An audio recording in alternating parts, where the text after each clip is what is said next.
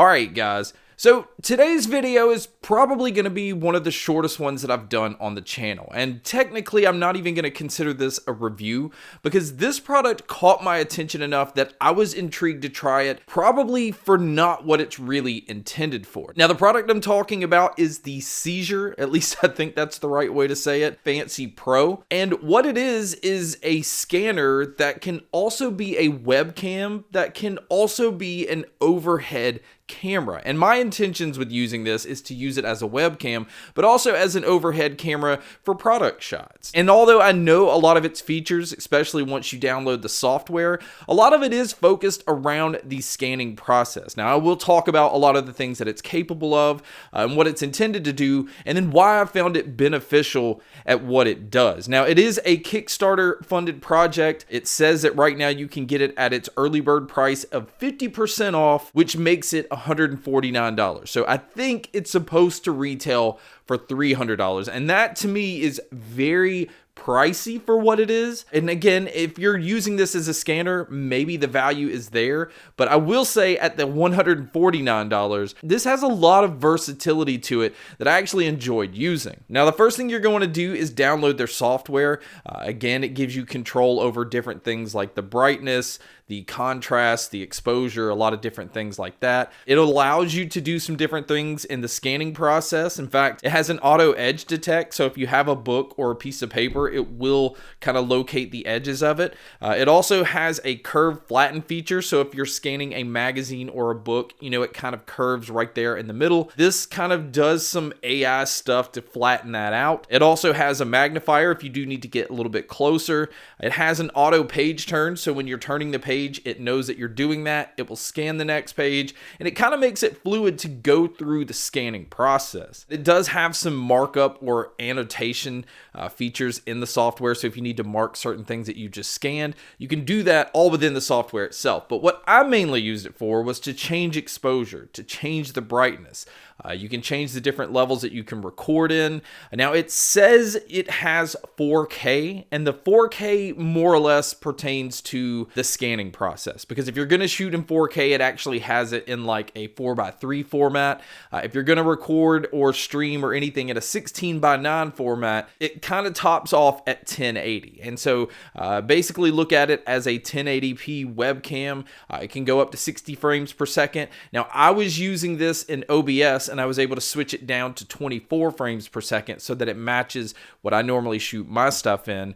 So again, there's a lot of versatility here, and I was actually impressed with the quality that it had as a webcam. If you're going to use it for taking pictures, it goes up to 12 megapixels on the camera. It does have 300 DPI, so it's very detailed in those scans. And then you have all kind of controls you don't actually have to use the software for.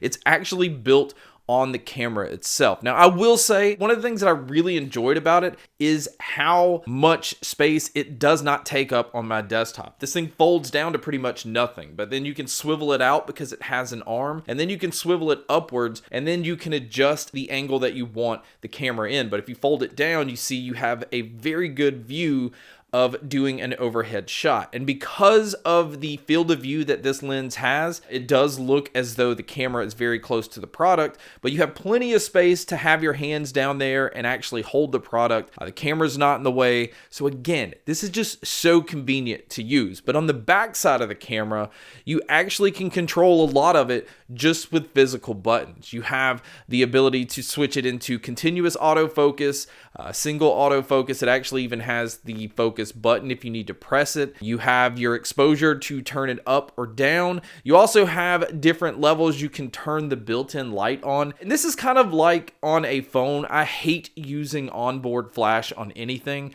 so I really didn't find myself using that. I just prefer to use lights that I already have.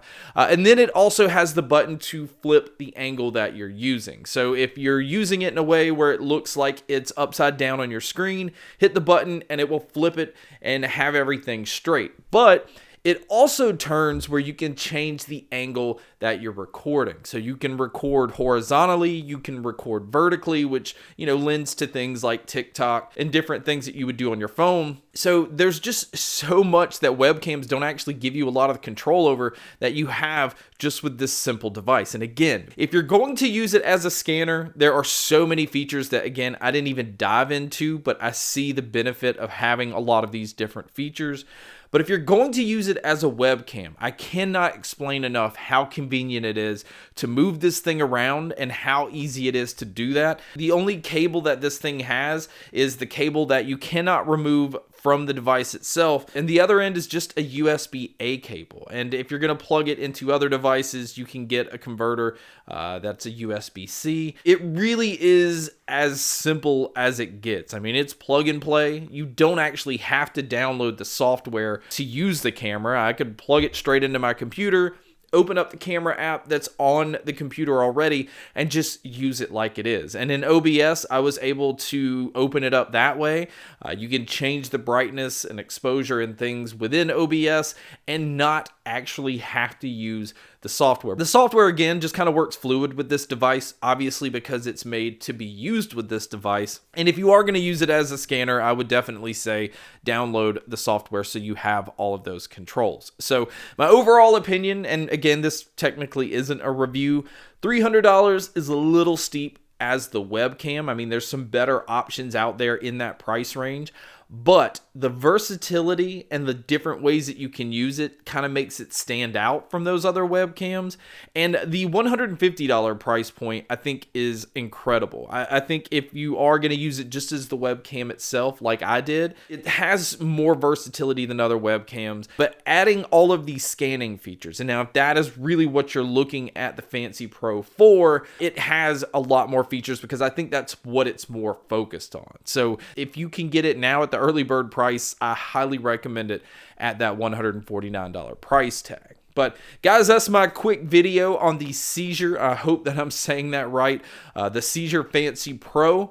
Thank you so much for checking out this video. Thank you so much for checking out all the other videos. And as always, make sure to stay tuned for more.